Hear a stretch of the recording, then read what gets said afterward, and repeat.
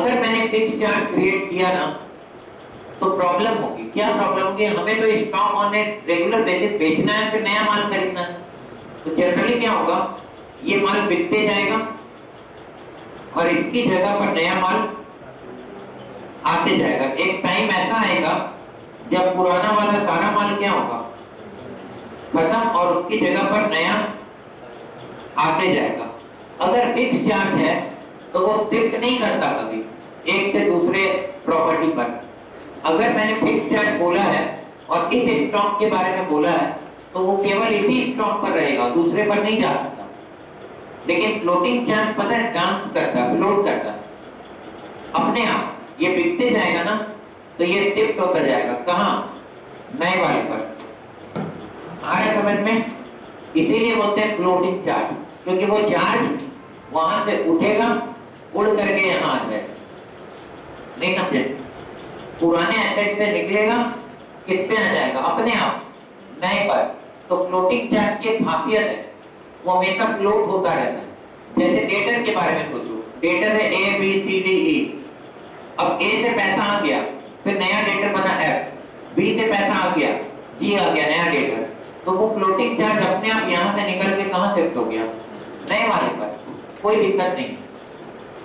इसीलिए मैंने क्या बोला, ग्रुप ऑफ एसेट पर जनरली होता है, और वो भी present as well as future asset पर। यानी जो एसेट अभी खरीदा नहीं, जिस एसेट के अभी मालिक नहीं बने हैं, उस पर भी हम क्या क्रिएट कर सकते हैं?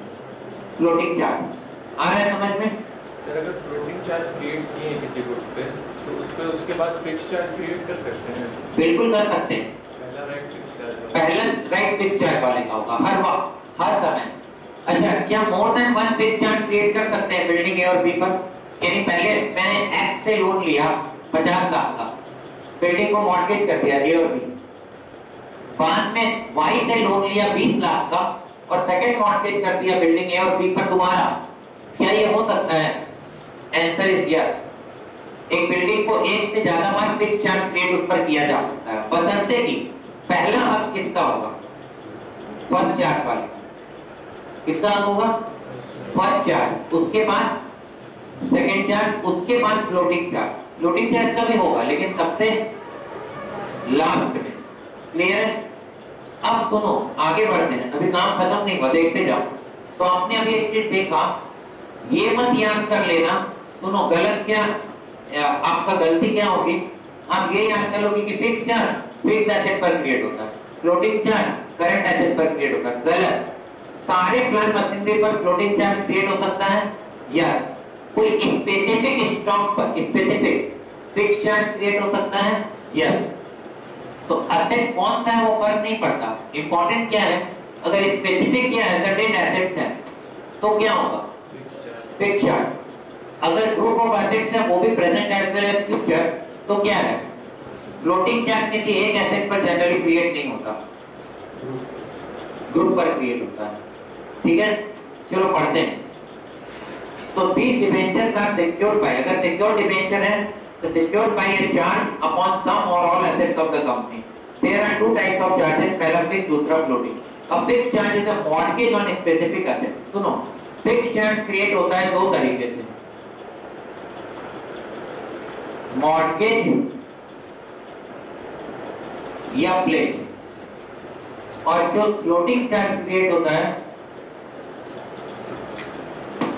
वो हाइपोथिकेशन से होता है। बस ये तीन ही तरीका होता है चार्ज क्रिएशन का, या तो आप मॉर्गेज करिए या प्लेज करिए या हाइपोथिकेट करिए। मॉर्गेज क्या होता है? तो बहुत टेक्निकल बात है, समझना। इमूवेबल प्रॉपर्टी पर हमेशा मॉर्गेज क्रिएट होगा, क्योंकि इमूवेबल प्रॉपर्टी को उठाकर नहीं दे सकते किसी को, तो उसका डॉक्यूमेंट ऑफ टाइटल ट्रांसफर करके हम मॉर्गेज करते हैं। यानी बैंक को हम अपना प्रॉपर्टी का पेपर दे देंगे और बैंक से लोन ले लेंगे, ये फिक्स चार्ज है। मॉर्गेज किया आपने, क्या किया? मॉर्गेज। लेकिन प्लेज करते हैं मूवेबल प्रॉपर्टी को। मेरे पास कुछ गोल्ड है, ज्वेलरी, तो मैंने ज्वेलरी बैंक को दे दी और लोन ले लिया, तो इसको हम प्ले मॉर्गेज नहीं बोलेंगे, इसको क्या बोलेंगे? प्लेज। जो वो सामान ही सामने वाले को दे दिया, लोन देने वाले को। क्लियर है? स्टॉक उठा के दे दिया बैंक को, स्टॉक उठा के किसको दे दिया? बैंक को, और लोन ले लिया, ये भी फिक्स चार्ज है। फिक्स चार्ज है, अच्छा एक और बात, फिक्स चार्ज जब किसी प्रॉपर्टी पर क्रिएट किया जाता है, उस प्रॉपर्टी को हम बिना परमिशन लिए बेच नहीं सकते, यूज भी नहीं कर सकते, बेच नहीं सकते। अगर मान लीजिए बिल्डिंग पर फिक्स चार्ज क्रिएट किया तो बैंक से बिना परमिशन के बिल्डिंग बेच पाएंगे आप? नहीं। लेकिन अगर फ्लोटिंग चार्ज क्रिएट हुआ है ना, तो आप आराम से उस प्रॉपर्टी को बिना बैंक से पूछे क्या कर सकते हैं, बेच सकते हैं। कारण फ्लोटिंग चार्ज है, present as well as future. पुराना वाला बेचोगे वो किस पे शिफ्ट हो जाएगा? नए वाले पर। तो इसका मतलब यहाँ पर इन दोनों केसेस में प्रॉपर्टी को बेच नहीं सकते या यूज नहीं कर सकते बिना लोन प्रोवाइडर के परमिशन के। लेकिन यहाँ पर सर तो नया पुराना बेच के नया खरीदना भी तो पड़ेगा। हाँ, तो खरीदेगी ना। आप बिजनेस करोगे, स्टॉक बिकेगा, नया माल नहीं लाओगे दुकान में। बोलो, पुराने डेटर से पैसा वसूल होगा, इन बिटवीन नए डेटर को भी तो माल बेच दोगे ना उधारी में, तो डेटर नया भी तो पैदा हो जाएगा। ये तो ऑटोमेटिक होता है, ये कोई सोच के नहीं करता है, वो अपने आप चलता रहता है ऑर्डिनरी कोर्स ऑफ बिजनेस में। मान लीजिए किसी बिल्डिंग पे फिक्स चार्ज नहीं है, सिर्फ फ्लोटिंग चार्ज, और उस बिल्डिंग को बेचना। अगर किसी बिल्डिंग पर फिक्स चार्ज नहीं है, केवल क्या है फ्लोटिंग चार्ज, तो वैसे केस में उसको बिल्कुल बेच सकते हैं, क्योंकि तब चार्ज सिर्फ एक बिल्डिंग पर नहीं होगा ना, ग्रुप ऑफ बिल्डिंग पर होगा। और अगर ग्रुप ऑफ बिल्डिंग पर चार्ज है तो किसी एक बिल्डिंग को बेचने से वो चार्ज खत्म नहीं होगा। एक और बात, आप बोलेंगे सर इसमें कोई फ्रॉड भी तो कर सकता है बैंक के साथ, तो सुनो, ऐसा नहीं है। बैंक जब चाहे फ्लोटिंग चार्ज को फिक्स चार्ज में कन्वर्ट कर सकता है, सिर्फ एक नोटिस भेजकर।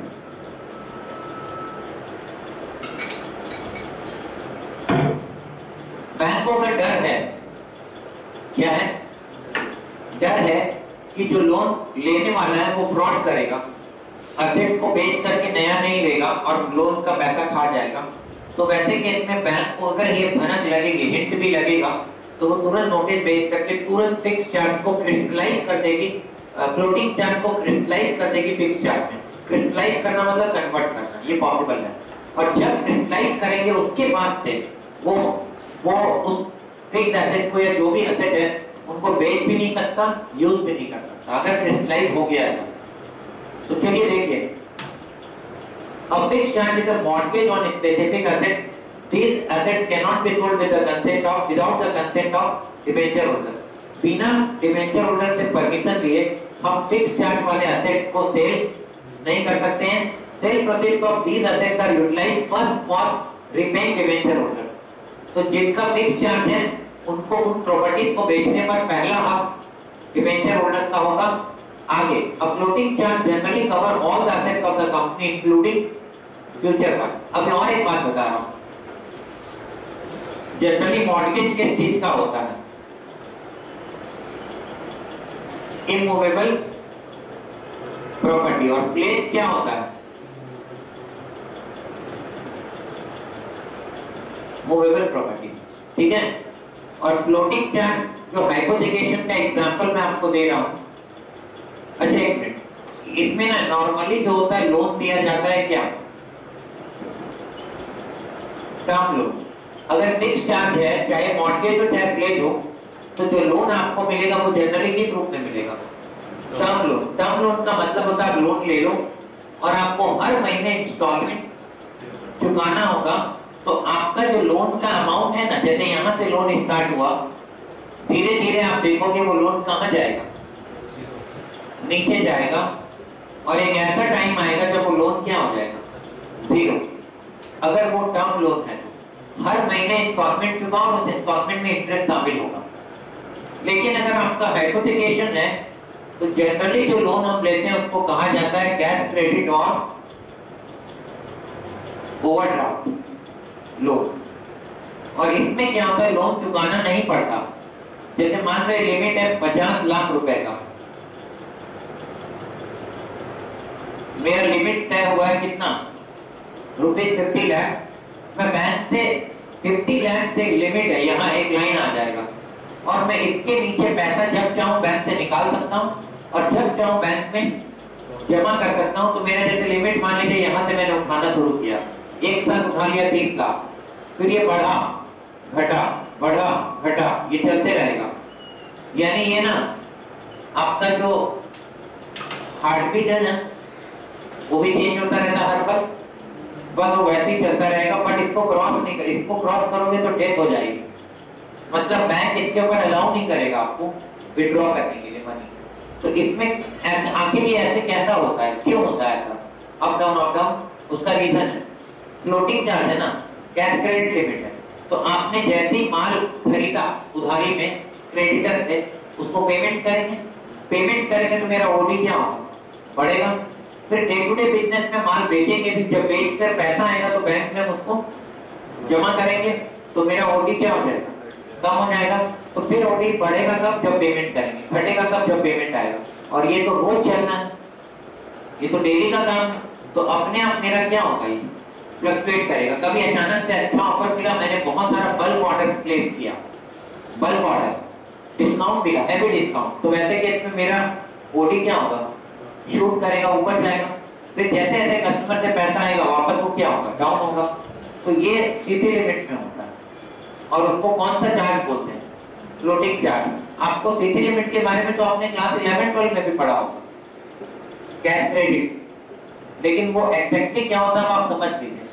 तो जनरली बैंक सीधी लिमिट प्रोवाइड करती है स्टॉक और डेटर्स के लिए, जनरली किसके लिए, स्टॉक में इन्वेस्टमेंट के लिए और डेटर में इन्वेस्टमेंट के लिए। उसमें मुझे फंड की बार बार जरूरत पड़ती है और लौटा भी देते हैं। तो जितने दिन तक हम पैसा यूज करेंगे केवल उतने ही दिन का ब्याज लगता है इसमें, ये बहुत बड़ा फायदा है। साल भर आपको पूरा ब्याज नहीं देना है। टर्म लोन में क्या होता है, 20 लाख का लोन लिया तो इंटरेस्ट 20 लाख पे लगेगा, फिर जब इंस्टॉलमेंट लौटाओगे तो थोड़ा सा इंटरेस्ट घटेगा, फिर लौटाओगे तो थोड़ा और घटेगा।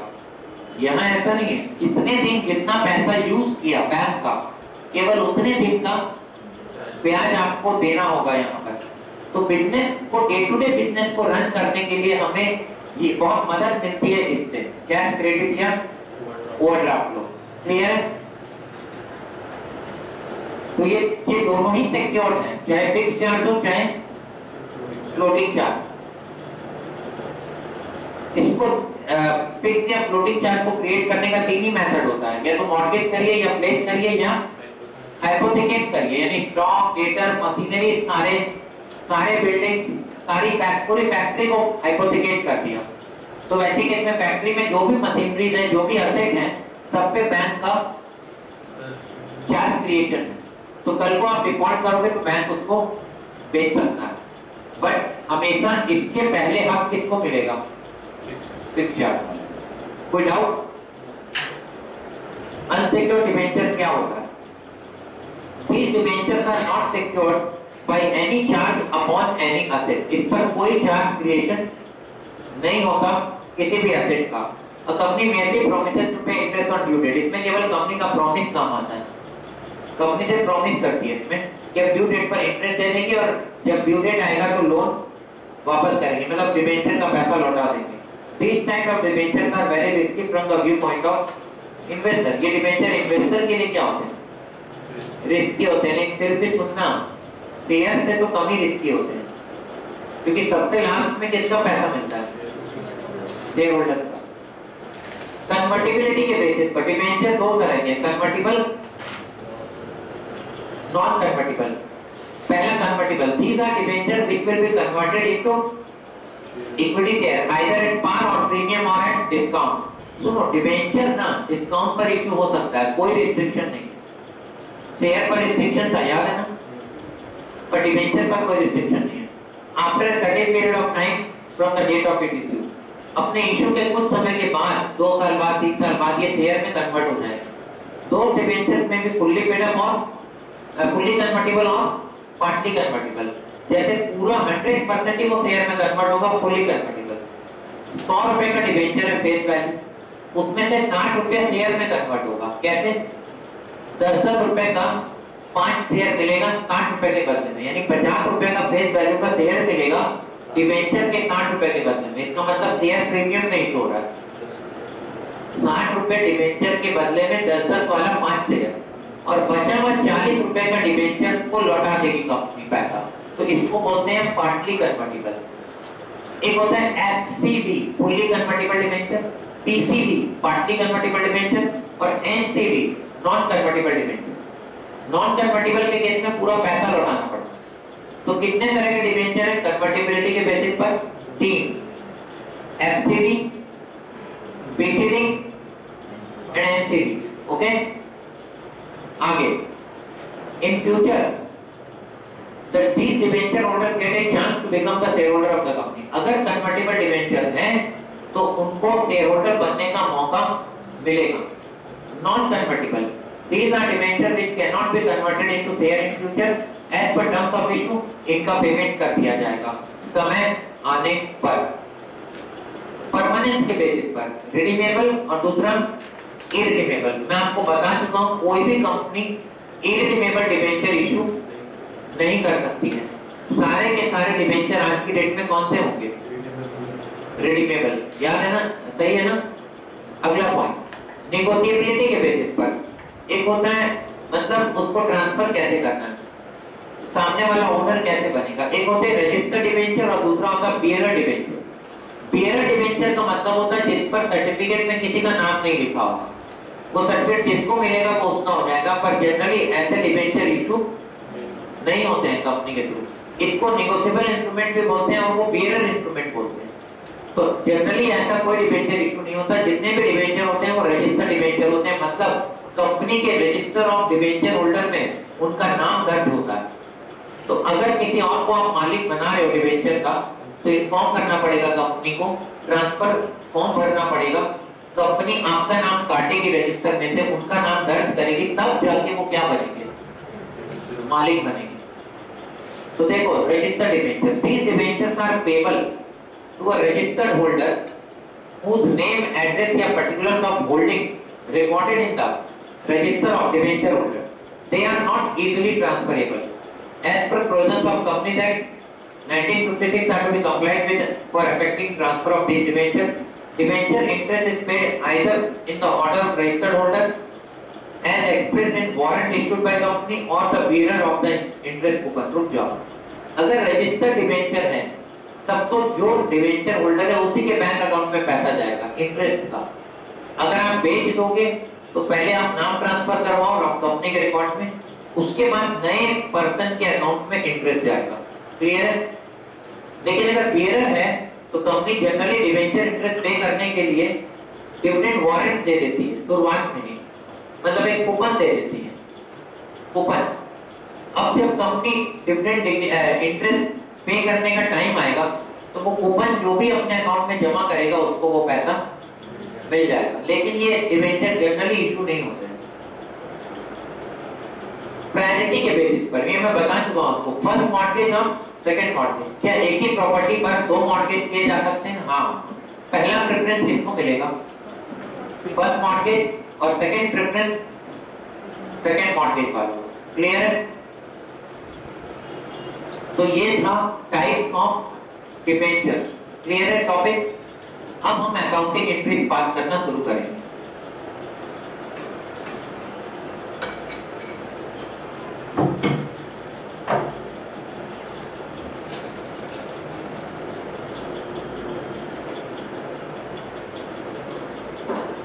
बहुत आसान है, एंट्री पास करना बहुत आसान है। याद करो, पैसा मिलेगा बैंक अकाउंट डेबिट, सुनो आप ध्यान से। 2 डिबेंचर एप्लीकेशन अकाउंट, शेयर की जगह क्या आ गया? और second entry debenture application 2 12% debenture, capital मत लिखना, ओनली 12% डिबेंचर। खत्म। अगर इंस्टॉलमेंट में आ रहा है तो पहला इंस्टॉलमेंट हो गया, second installment debenture allotment account debit 2 debenture 9% debenture, और फिर second bank account debit to debenture allotment account. मतलब कोई फर्क नहीं है, अगर 4 इंस्टॉलमेंट में पैसा आ रहा है वैसे ही करो। कैसे? कॉल मनी ड्यू तो पहले लिखते थे शेयर फर्स्ट कॉल डेबिट, तो अब लिखेंगे debenture first call debit to 10% debenture जो परसेंटेज है। और जब पैसा मिल जाएगा bank account debit to 12% debenture. बोलो, अगर सारा पैसा एक साथ मिल रहा है नो इंस्टॉलमेंट तो सीधा 2 ही एंट्री होगा, bank debit to debenture application and debenture application to 12% debenture. खत्म। क्लियर? अब आते हैं कितने तरह से डिबेंचर इशू होता है। पहला, डिबेंचर issued at par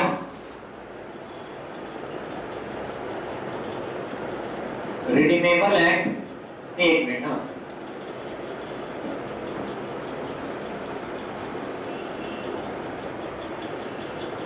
पहला केस है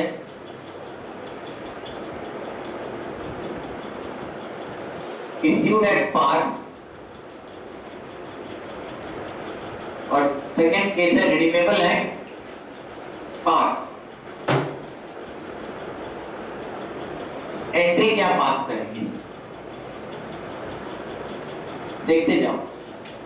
जब इशू करने के बारे में बात कर रहे हैं हम, तो इसके साथ रिडीम करने का क्या लेना देना। मतलब इश्यूड एट पार का एग्जांपल क्या होगा, 10 रुपए फेस वैल्यू है और इशू भी कितने में हो रहा है, 10 में, और अगेन ये फेस वैल्यू 10 है, रिडीम भी कितने हो रहा है, 10 में। तो एंट्री क्या पास करेंगे, बैंक अकाउंट डेबिट में सीधा एक एंट्री मार रहा हूं टू 10% डिबेंचर, 10 रुपए 10 रुपए, ये तो इशू का एंट्री हुआ। और रिडम्पशन का एंट्री हमें जानना ही नहीं है, क्योंकि हम चैप्टर क्या पढ़ रहे हैं, इशू ऑफ शेयर। हम चैप्टर ये नहीं पढ़ रहे हैं, रिडम्पशन ऑफ डिबेंचर ये नहीं पढ़ना है। तो वैसे इसमें अगर 10 रुपए का 10 रुपए में रिडीम्ड हो रहा है, तो ये हमें उससे कोई मतलब नहीं है। यहाँ पर बस ये एंट्री यही पास होगा, एंट्री एक पास किया, काम खत्म। लेकिन अगर ये मामला रिडीमेबल एट डिस्काउंट का है,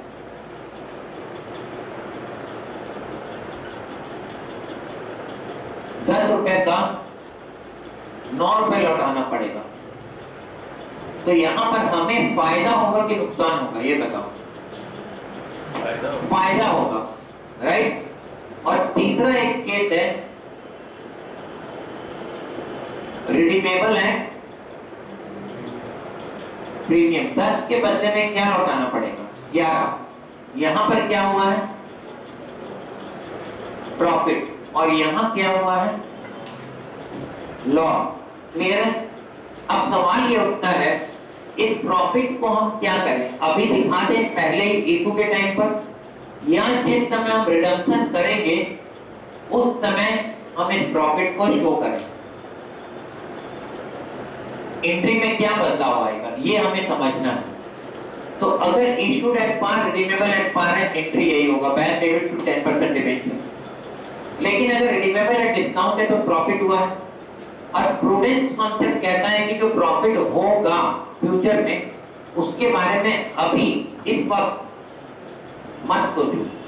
तो एंट्री सेम आएगा, bank account debit 10 to 10% debenture 10, ये वाले केस में, ठीक है ना। लेकिन अब हम आते हैं ये तीसरा केस, नुकसान होगा कब, फ्यूचर में, जब डिबेंचर को रिडीम करेंगे तब। बट प्रूडेंस कॉन्सेप्ट क्या कहता है, उस नुकसान को अभी रिकॉर्ड कर लो, पता है ना कि होगा, हाँ, तो कैसे रिकॉर्ड कर लो, देखना। एंट्री नंबर 1 सेम रहेगा, बैंक डेबिट 10 to 10% डिबेंचर 10, ये पहला एंट्री है। और इस होने वाले नुकसान का एक और एंट्री यहां पर आएगा, और वो है loss on debenture debit 1 rupee to premium on redemption 1 rupee. ये एंट्री पास करेंगे, ये एक्स्ट्रा एंट्री होगा, ये लॉस जाएगा प्रॉफिट लॉस अकाउंट में, और ये जो प्रीमियम है ये लायबिलिटी में जाएगा बैलेंस शीट, डबल एंट्री है ना। तो एक तरफ तो पैसा आ गया 10 रुपए, दूसरी तरफ इस होने वाले नुकसान को हम कब रिकॉर्ड करेंगे, इस होने वाले नुकसान को हम कब रिकॉर्ड करेंगे, आज, तुरंत। कैसे, आप चाहे तो लिख सकते हैं डिस्काउंट, सॉरी, हाँ, loss on debenture debit to premium और रिडम्पशन, क्यों? ये लॉस हमें होने वाला है, लेकिन प्रूडेंस कॉन्सेप्ट कह रहा है कि इसको आज ही बुक करो। यानी सोचो, डिबेंचर जब इशू कर रहे हैं उस समय हम फ्यूचर के बारे में भी सोच रहे हैं क्या होगा। अगर फ्यूचर में लॉस होगा, अभी बुक करो। क्लियर हो रहा? सेकेंड केस है debenture issued at discount and redeemable at par और एट डिस्काउंट। इश्यूड एट क्या बोला है? Issued at discount, face value 10 है, मिला कितना? 9। तो अब देखो एंट्री क्या आएगा?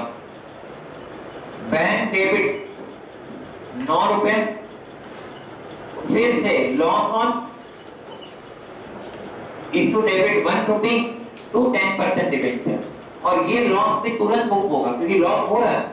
क्या डिबेंचर डिस्काउंट पर इशू हो सकते हैं? हाँ। तो आप नाम कुछ भी लिखें, लॉस ऑन इशू बोले या डिस्काउंट का इशू बोलो, उससे कोई फर्क नहीं पड़ता है। ये क्या? लॉस। अब देखते जाओ, अगर ये रिडीमेबल एट प्रीमियम भी है साथ में, इसको भूल जाओ। क्या वर्ड है साथ में? इशूड एट डिस्काउंट 1 रुपए का लॉस हुआ, रिडीमेबल एट प्रीमियम फिर से 1 रुपए का लॉस हुआ। तो वैसे केस में अब इसी साल हमें 2 लॉस हो रहा है, ये एंट्री हटाओ अभी। तो एक एंट्री ये होगा और सेकेंड एंट्री ये होगा साथ ही साथ। यानी bank debit loss on issue debit to 10% debenture, और दूसरा entry loss on debenture, again loss on debenture मत बोलो, लॉस ऑन इशू बोलो। तो सेम अकाउंट खुलेगा, लॉस ऑन इशू 1 रुपए, फिर लॉस ऑन इशू 1 रुपए, तो प्रीमियम और रिडक्शन 1 रुपए। तो अब मेरे पास कितने का लॉस जमा हो गया? 2 रुपए का। अब वहां मत देखो, मुझे बताओ, इशूड एट डिस्काउंट है 1 रुपए discount, but redeemable at discount है 1 रुपए। तो इशू एट डिस्काउंट क्या है मेरे लिए? लॉस 1 रुपए का लॉस है। Redeemable on discount, redeemable on discount मेरे लिए क्या है? प्रॉफिट है। क्या हम प्रॉफिट को बुक करेंगे अभी? नहीं। तो इसका मतलब सिर्फ ये वाला एंट्री आएगा, पहला एंट्री, ये नहीं आएगा। यानी आप दिमाग में बैठा लो, अगर डिबेंचर रिडीमेबल एट पार है, कुछ नहीं करना। डिबेंचर रिडीमेबल एट डिस्काउंट है, कुछ नहीं करना। लेकिन अगर डिबेंचर रिडीमेबल एट प्रीमियम है, तो ये एडिशनल एंट्री पास करना पड़ेगा in addition to this entry. अगर पैसा इंस्टॉलमेंट में मिल रहा है, 2 इंस्टॉलमेंट, तो वैसे केस में टोटल एंट्री हो गई 4। इंस्टॉलमेंट अगर 2 है तो एंट्री कितने? 4, और एक एंट्री इसका, अगर वो रिडीमेबल है प्रीमियम है तो दिमाग में बैठा लो। मतलब ये एंट्री तभी आएगा, एक ही केस में आएगा, जब डिबेंचर प्रीमियम पर क्या रिडीमेबल। ये रटना नहीं है, ये समझना है पर। उसके अलावा बाकी एंट्रीज तो वैसे ही हैं जैसा हम इशू ऑफ शेयर में करते थे। बात कॉन्सेप्ट समझ में आया है नहीं आया? तो अब मैं सीधा आपको बोलूंगा, क्वेश्चन नंबर 1 में आओ। क्वेश्चन नंबर 1 में पेज नंबर 198 मिला?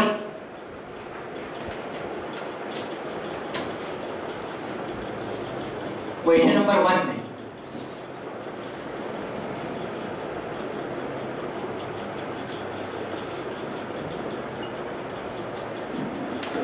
Amol Limited issued 40 lakh 9% debenture of 50 rupees each, payable on application as per term mentioned in the prospectus and redeemable at par। क्या वर्ड यूज किया है?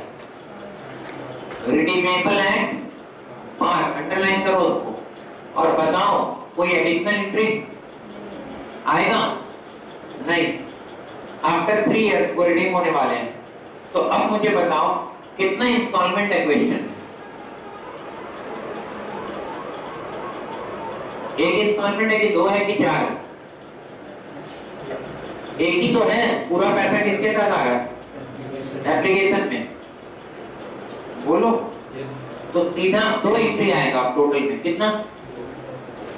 तो पहला एंट्री होगा बैंक अकाउंट डेबिट, मैं bracket में लिखूं